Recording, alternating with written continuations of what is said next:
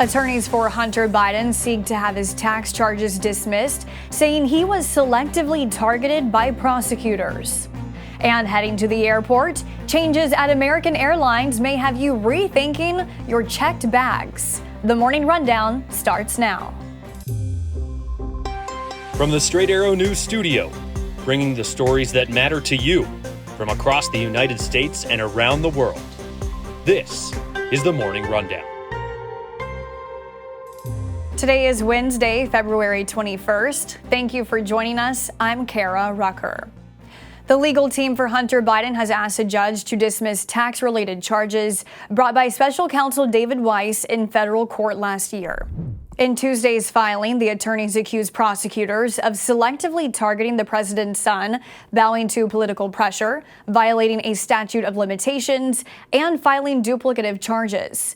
The attorneys saying Weiss has, quote, gone to extreme lengths to bring charges against Hunter that would not have been filed against anyone else. Last December, the special counsel charged Hunter Biden with 9 counts, alleging he failed to pay $1.4 million in taxes for 3 years. Hunter has pleaded not guilty to all tax-related charges, as well as those related to another case where he's charged with illegal possession of a firearm. Meanwhile, special counsel Weiss says a former FBI informant who is accused of lying to the agency about President Biden and his son taking $5 million each in bribes received some of the information from officials associated with Russian intelligence.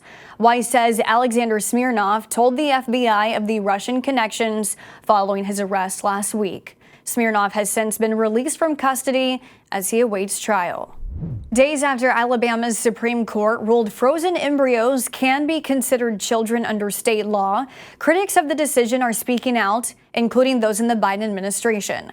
While saying she would not comment on the specific case, Press Secretary Karine Jean-Pierre gave her reaction to reporters aboard Air Force One on Tuesday. But this is exactly the type of chaos that we expected when the Supreme Court overturned Roe v. Wade and paved the way for politicians to dictate some of the most personal decisions families can make. And as a reminder, this is the same state whose attorney general threatened to prosecute people who help women travel out of state to seek the care they need.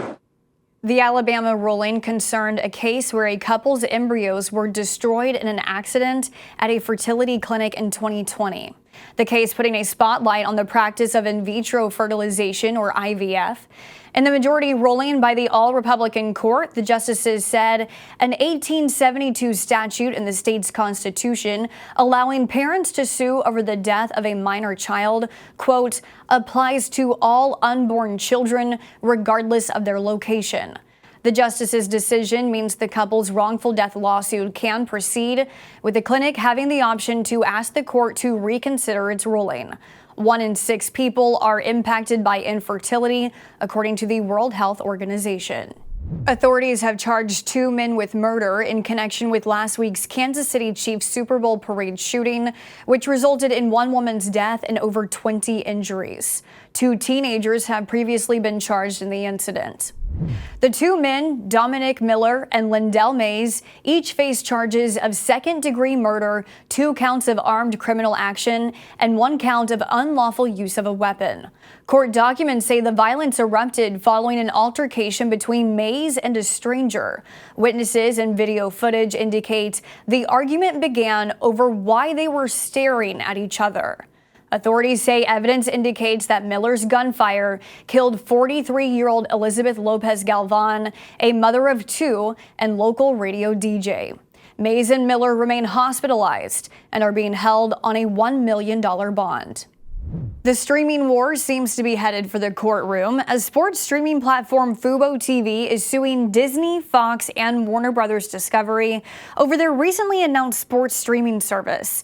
Fubo saying it filed the antitrust suit because the joint venture would, quote, destroy competition and inflate prices for consumers. The collaboration between the media companies looks to bring all of their sports assets, including the NFL, NBA, and FIFA, under one streaming service. It is slated to launch in the fall. A spokesperson for the joint venture has so far declined to comment on the lawsuit. If you're flying on American Airlines soon, you may want to pack a little lighter to save a few bucks. The airline has announced it is raising checked bag fees for the first time since 2018.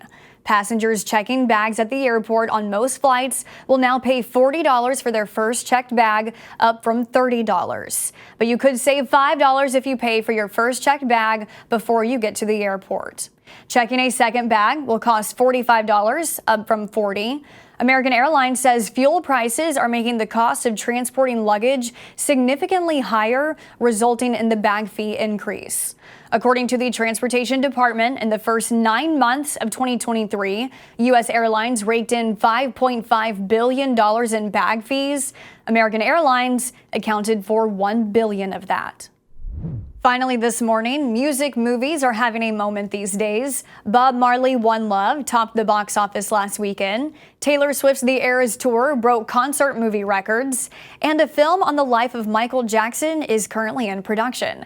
And now we know the next 4 musicians with movies on the way, or should we say the next Fab Four. That's right, the Beatles, all of the Beatles, will each have a separate film made about their lives. According to Sony Pictures, each movie will be shown from a different Beatles member's point of view, with the films intersecting with one another. Paul McCartney, Ringo Starr, and the families of John Lennon and George Harrison have granted full life story and music rights for the scripted films. All 4 movies are set to be released in theaters in 2027. These are your top stories for this Wednesday. Be sure to visit san.com/rundown to sign up for our daily newsletter. Unbiased, straight facts, that's Straight Arrow News. We'll see you back here tomorrow. Until then, I'm Kara Rucker. Have a great day.